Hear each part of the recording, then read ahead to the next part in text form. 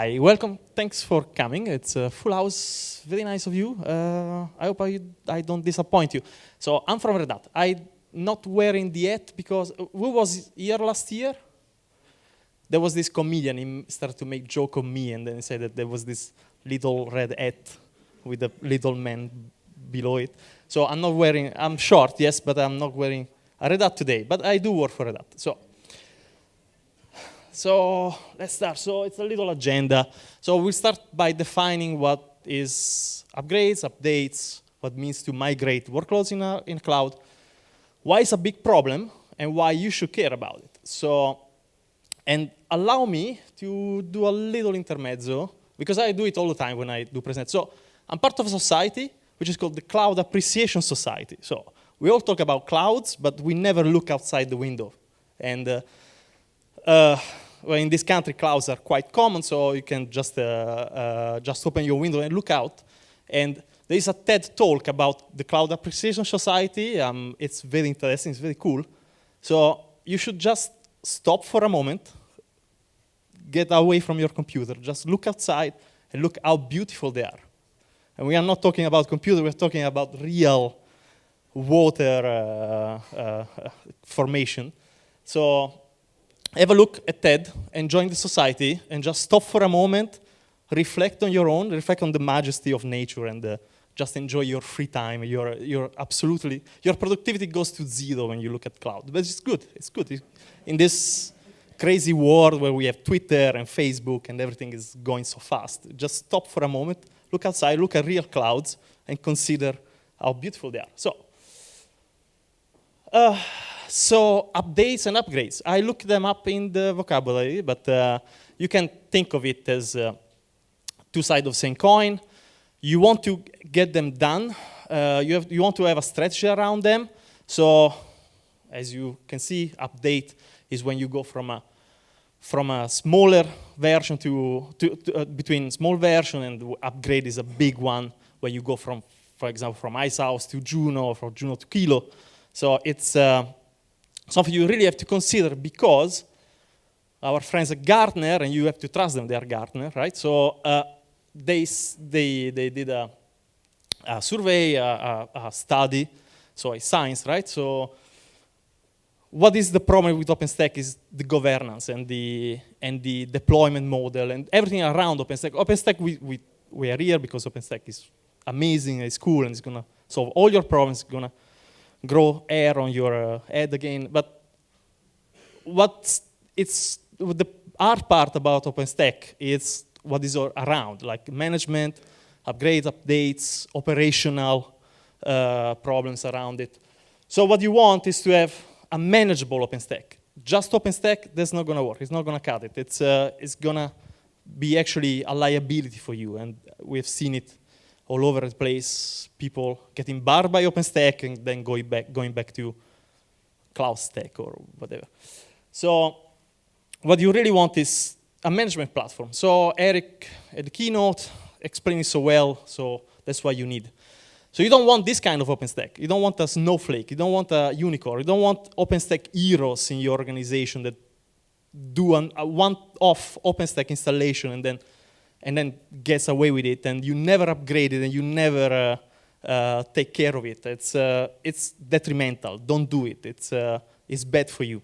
What you want is automation. You want industry. You want things that work hands off without really taking care of.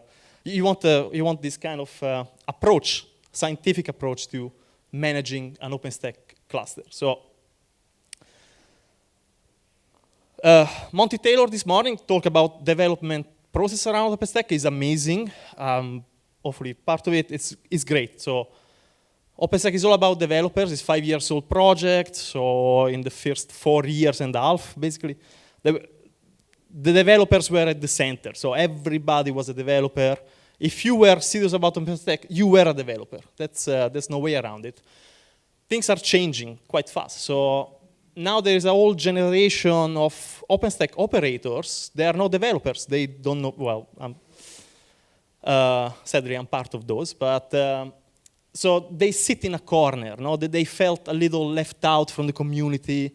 They cannot really contribute code, so they are nobody really. It's just they are not really, they're not receiving the love that they should deserve, because they are running OpenStack in production, and so many times quite big clusters with real production workloads, with real customer data on it. And we think at Red Hat that they should deserve better. They should deserve some love. They should deserve some tools to do their job properly. And that's why we embark in this long journey of fixing this problem. At Red Hat, we really do listen to customers. And because I'm a customer-facing guy, I go to the customer house and I sit with them and I listen to their problems all day long. It's sometimes it's painful for me too. It's for them as well. So that's why we are here, right? Because OpenStack is difficult. Everybody told you so, right? I even put this slide in my presentation before. OpenStack is hard. I think this should be changed now. Actually, we are here because we want to make it easier. We want to make it trivial. We want to make it affordable and easy to approach to everybody, my grandmother included, or something like that. But so everybody had his own installer, right? Everybody was choose my installer. It can do this, it can do that. It's all cool, and we were part of the game, right? So Red Hat itself, we had installer based on Foreman with Stay Puft, which is the funny little guy in the corner. Canonical has a new installer, and Mirantis has Fuel, and they're all nice in their own ways. They have their own cool stuff. Fuel is a great GUI, can deploy Ceph, and I don't know much about Canonical, but I'm sure there is something good about that too. No, it's true. It's just everybody wants to be the best in deploying OpenStack. So we say, okay, that's cool, but what about after you deploy? You know, it's a whole life of your cluster, right? There's actually a life cycle management coming after you deploy.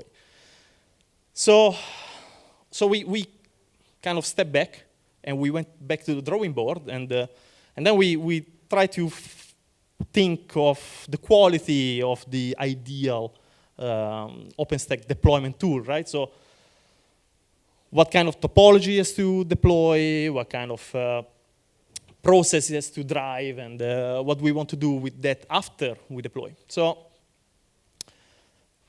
imagine if there was such a tool, right? Imagine if there was really something that can deploy to bare metal. So everybody loves containers nowadays, and we actually have containers on our roadmap to deploy OpenStack services in containers, but I'm not going to bother you with Docker today. I just say Docker. I think I'm the first one today. It's a project that is born and raised and grows in a community, the OpenStack community, by any chance. Can be extended. So completely open API, OpenStack API. What's more open than that?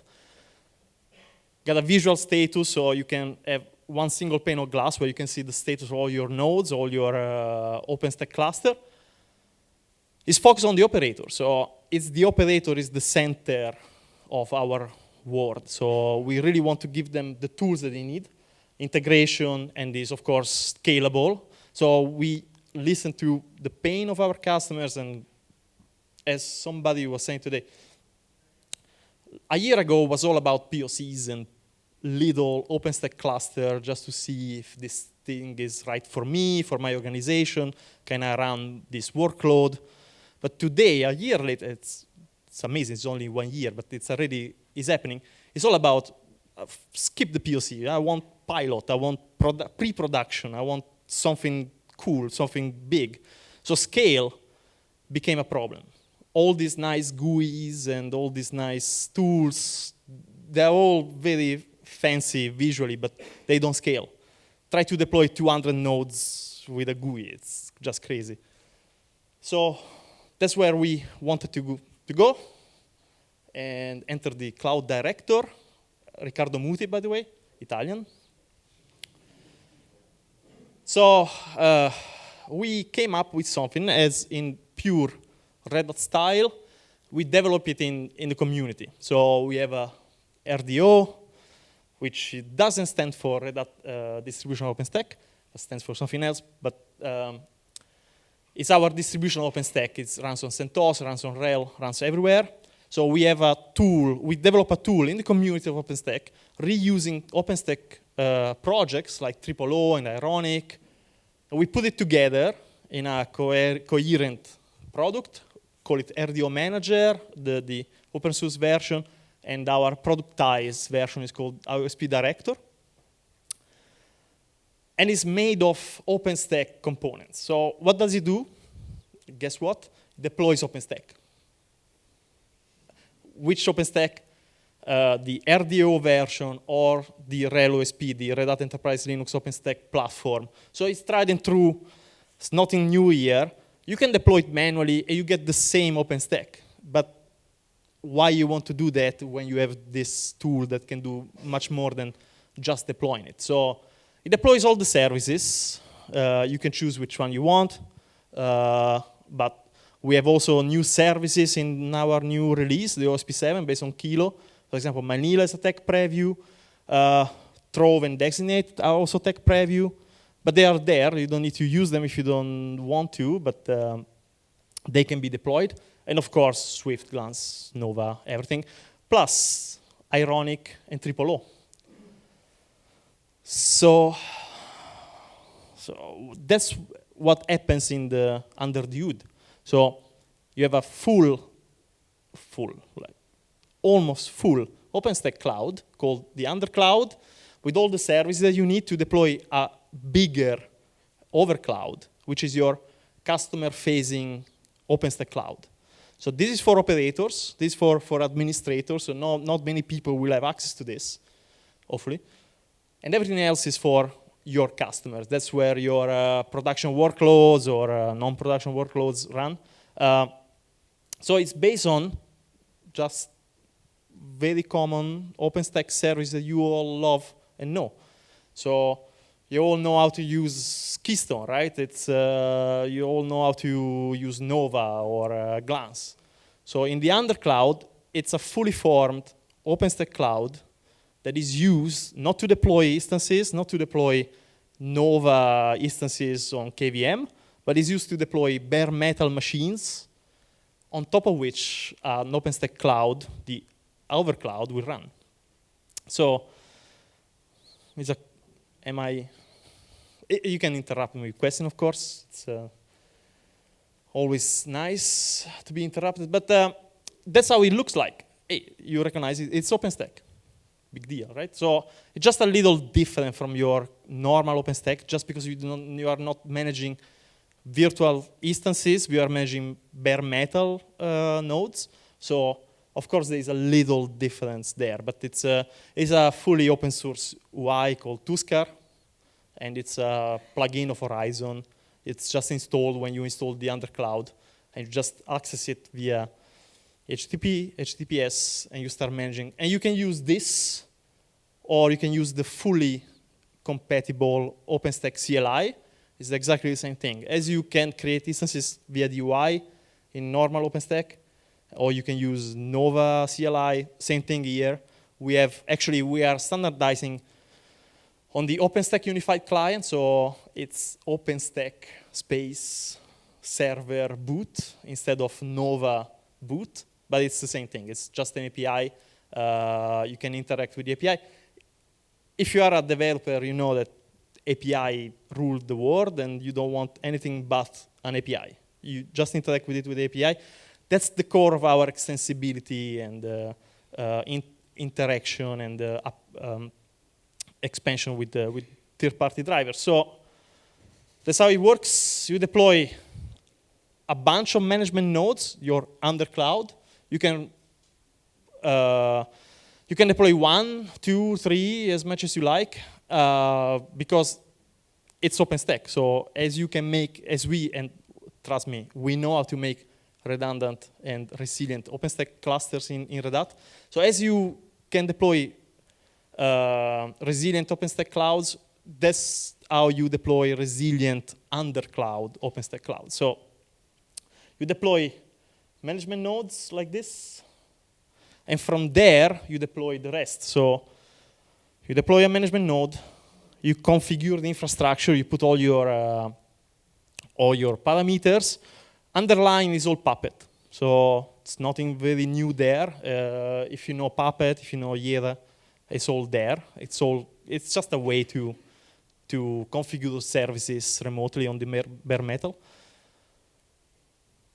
You do hardware discovery of your nodes. It's all automated. You just need to have IPMI, username and password, and MAC addresses of the first interface, and that's it. That's all you need.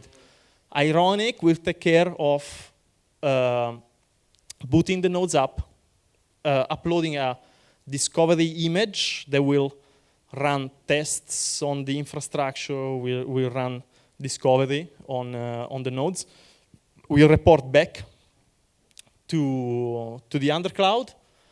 You will have an overview of what's going on or what's your infrastructure look like, and then you can deploy. You can define the nodes and then just let the magic happen to deploy the production over cloud from your undercloud. From then, that's how it works inside, right?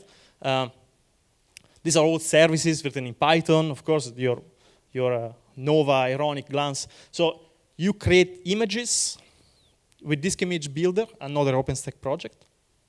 So you define what goes in the images.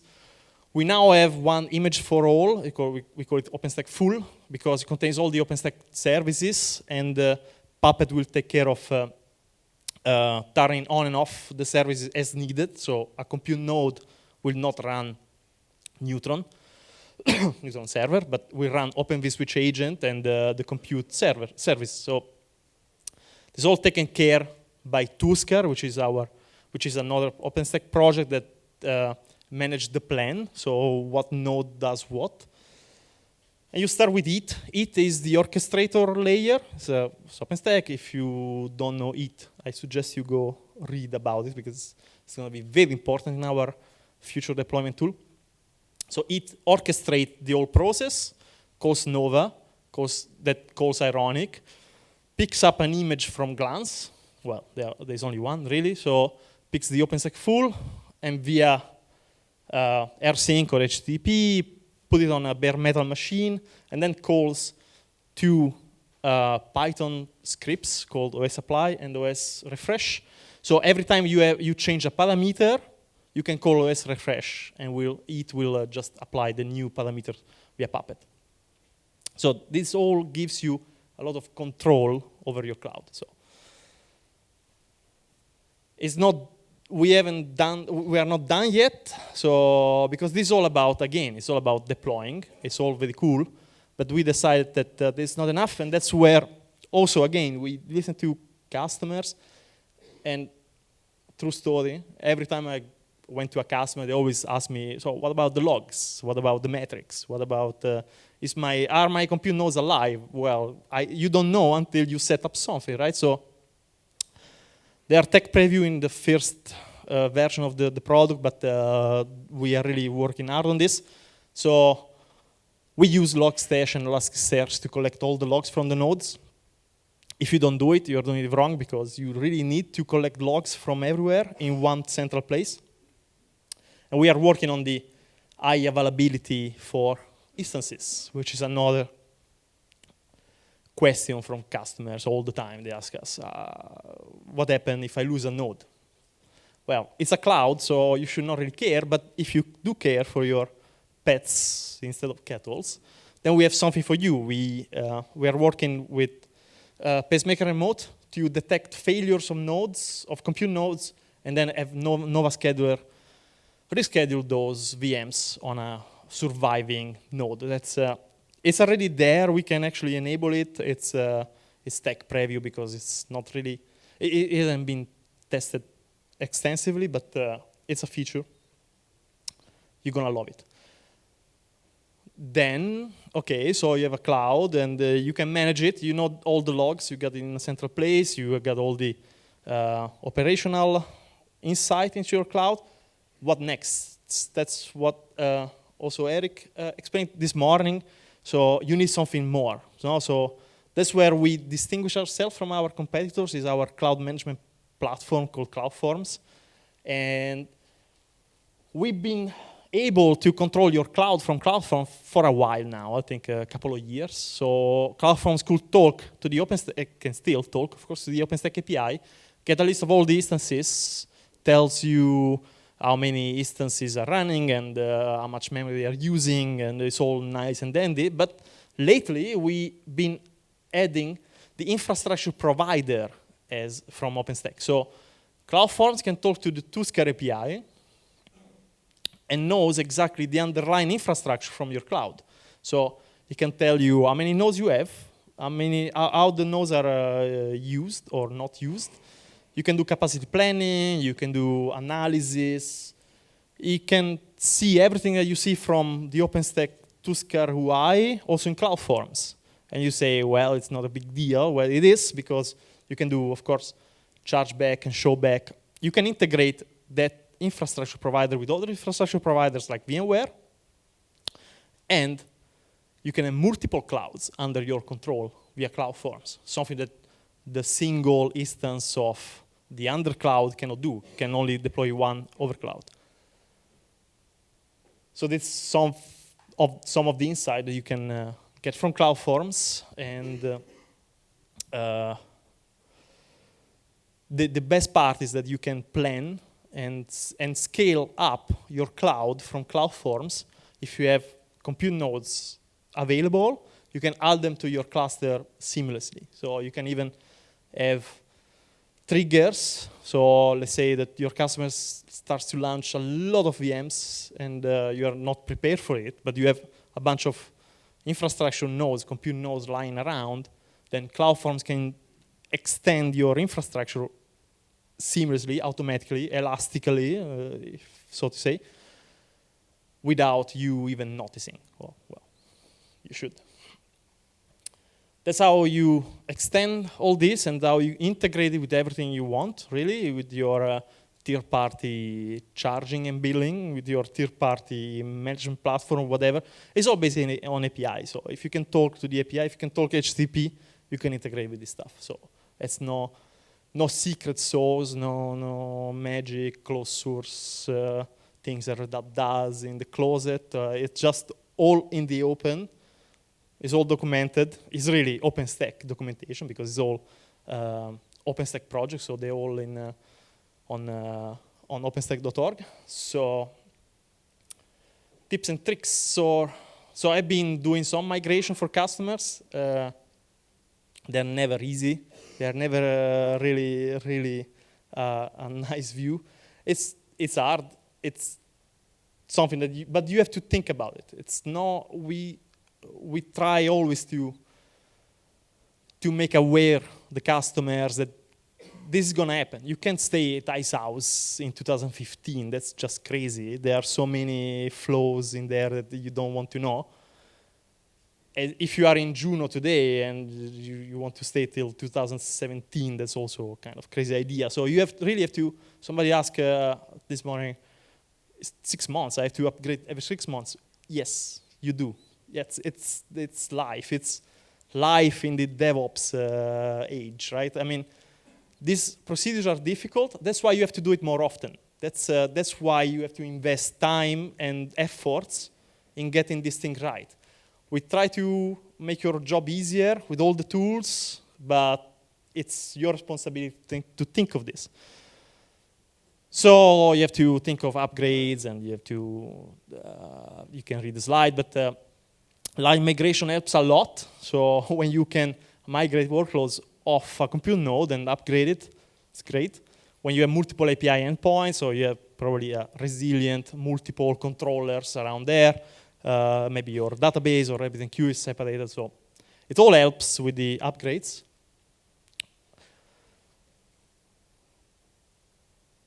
War stories. So I've been doing this for a customer. I'm not gonna name it, but about 300 VMs.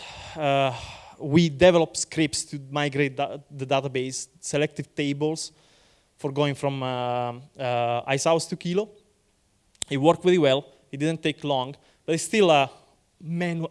It's still a manual process. So think very closely, very hard about this problem.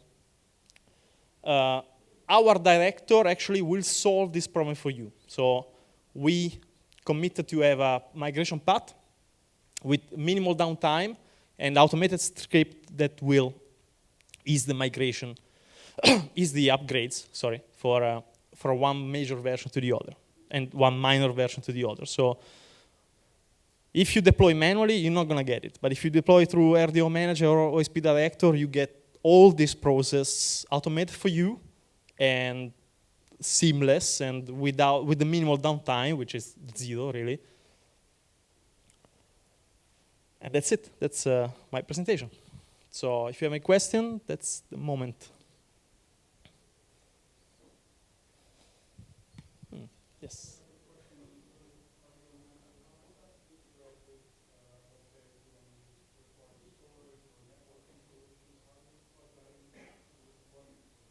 Okay, so we deploy Ceph at the same time. So if you want Ceph, the tool deploys Ceph in one go. So there are roles, and we define roles as controller, compute, OSD node, Swift node, for now. But we can expand on the subject and define new roles. For the networking part, that's a tricky question because we don't control all the networking third-party plugins. So if they want to integrate with us, we are open to that. And some already are trying to do it. I think PlumGrid got one integration. So you can always do it manually. It's not. You might lose the driver, so you have to think of it. It's a good question, but we don't own everything, so we just be open and let them integrate with us.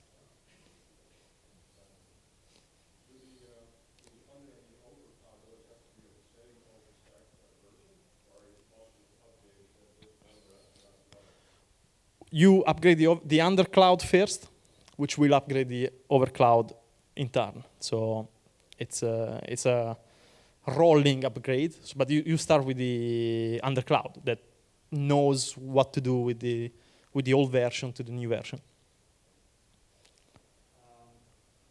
What about adding new Puppet modules to work with those images, estimate images? Yes. Yes. We have multiple points where you can actually customize things. So you can use Disk Image Builder to add more stuff to your image, and then you're not using our provided images, but you are building your own, which is fine. And we have a thing called extra configs, is a it resource, which calls whatever you want, a script, Puppet, everything you want.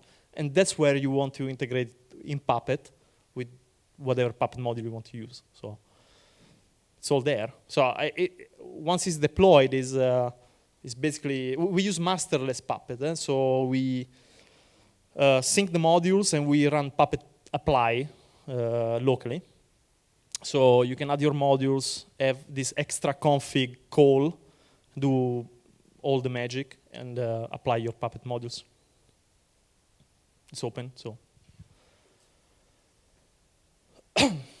No more questions? Yes. A question. In the beginning you explained about upgrading and upgrading, Mm-hmm. and then at the end you explained you have to apply the new version twice a year. Between those twice a year periods, what do the operators have to do?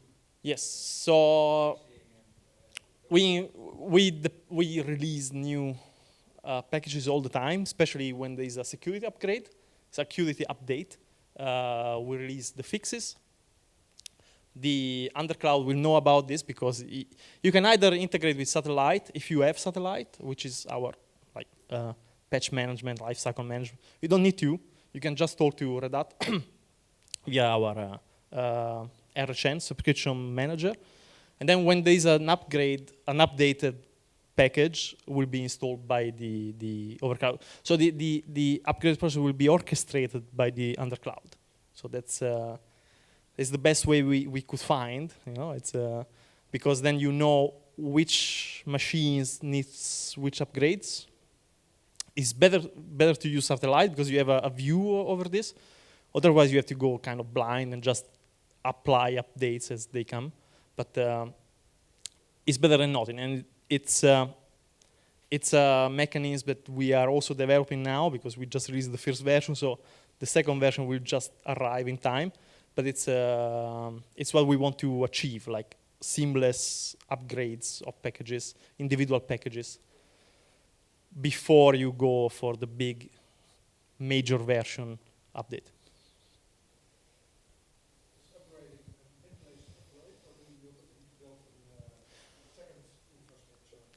It was until now, there was a need of building a completely separate cluster, migrate workloads, but that's the pain that we want to solve. So the rolling upgrade will just eliminate the need to stand up a new cluster, a new cloud, and migrate workloads. So we're gonna have this being developed by Innovance, which is a company we acquired last year. It uses it's still subject to change, but so it uses Ansible to orchestrate rolling upgrades of controllers and compute nodes. Bring down a node, upgrade, bring it up, and then move on to the next one. It's a rolling upgrade. So do you guarantee that nothing will break? Me personally, yes, I guarantee, yes. If you do it on production without testing it, then nobody's gonna guarantee you anything. But of course, we test this. It's not like we tell you, yeah, sure, go. We have an extensive QA on this. So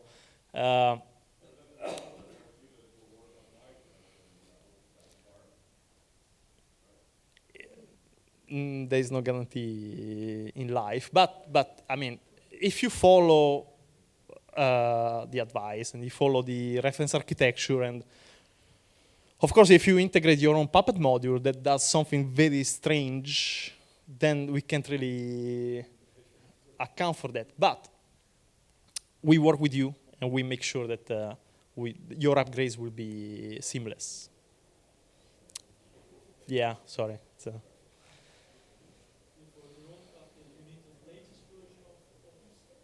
Yes, so rolling upgrades are being supported in OpenStack since a while now. So since Juno, no, maybe even Icehouse. But what you needed was the mechanism, like the orchestration. And now we have it.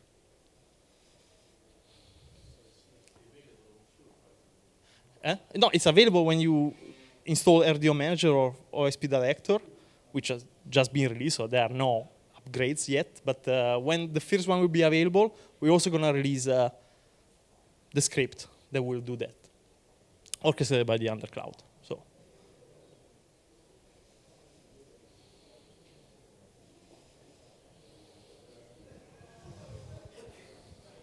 that's it. Okay, thank you.